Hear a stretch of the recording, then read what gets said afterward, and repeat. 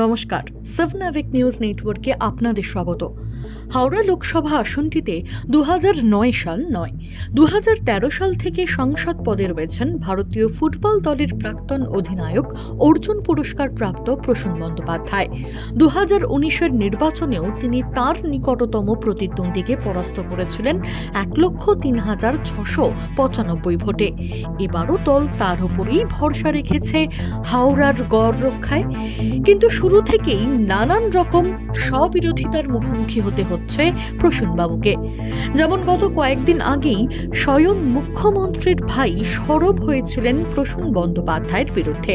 আর গতকাল উত্তর হাওড়া বিধানসভার শালকিয়া এলাকায় একটি বসন্ত উৎসবে হাজির হয়ে প্রসূনবাবু উত্তর হাওড়ার প্রাক্তন তৃণমূল বিধায়ক অশোক ঘোষের মেয়ে সুজাতা দত্তের ভূয়সী প্রশংসা করে তাঁকেই আগামী দিনে বিধায়ক পদে দেখার ইচ্ছা প্রকাশ করেন। আর দলীয় প্রার্থীর বক্তব্য সমাজ মাধ্যমে ভাইরাল হতেই ক্ষোভে ফেটে পড়েন উত্তর হাওড়ার বর্তমান বিধায়ক গৌতম চৌধুরী। যথেষ্ট ক্ষোভের সুরেই তিনি বলেন, কে অর্জুন বা কৃষ্ণ পুরস্কার পেয়েছে সেটা কোনো ফ্যাক্টর নয়। মমতা বন্দ্যোপাধ্যায়ের সৈনিক হিসেবে তারা সবাই কাজ করেন।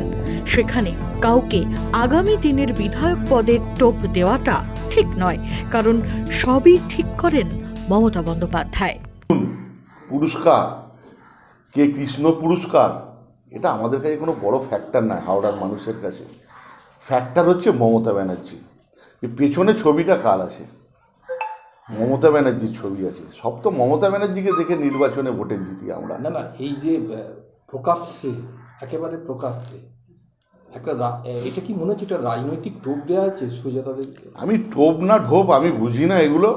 তবে আমার মনে হয় যে নির্বাচন চলাকালীন সে ক্যান্ডিডেটের কাউকে ব্যক্তিগত পছন্দ করতেই পারে।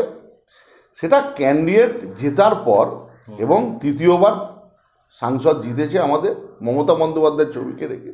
আমি দায়িত্ব নিয়ে বললাম, মমতা বন্দ্যোপাধ্যায় অভিষেক বন্দ্যোপাধ্যায়ের সেনাপতিত্বে চতুর্থবারও এই প্রার্থী জিতবে হাওড়া থেকে। কিন্তু আমার মনে হয় না এটা ইলেকশন প্রক্রিয়ায় কাউকে খুশি করার জন্যে, কাউকে ভালোবাসে যে ব্যক্তিগত ভালোবাসার জন্যে কাউকে কাউন্সিলর করে দেওয়া, কাউকে বিধায়ক করে দেওয়া, এটা পার্টির ডেকোরাম নয়। সে জেতার পর তখন নাম প্রস্তাব করতে পারে কাউন্সিলর ভোটে যে আমি একে পছন্দ করি, এটা প্রস্তাব রাখতে পারি। দল ডিসাইড করবে, মমতা বন্দ্যোপাধ্যায় ডিসাইড করবে। মমতা বন্দ্যোপাধ্যায় ছাড়া আমাদের কি আছে? কে কোথায় আছি? আজকে মমতা বন্দ্যোপাধ্যায় হাওড়ায় যদি একটা বাঁশ দাঁড় করিয়ে দেয়, বাঁশ একটা খুঁটি দাঁড় করিয়ে দেবে, পেছনে মমতা বন্দ্যোপাধ্যায়, নিচে অভিষেক বন্দ্যোপাধ্যায়ের ছবি থাকবে, আমরা জিতিয়ে দেব। সব মিলিয়ে এবার হাওড়া আসনটি নিয়ে এবার কৌতূহলের শেষ নেই সাধারণ মানুষের। কারণ বিজেপি এই আসনে এখনো প্রার্থীর নাম ঘোষণা না করলেও সিপিএম তরুণ আইনজীবী সব্যসাচী চ্যাটার্জিকে হাওড়ার প্রার্থী হিসেবে ঘোষণা করেছেন।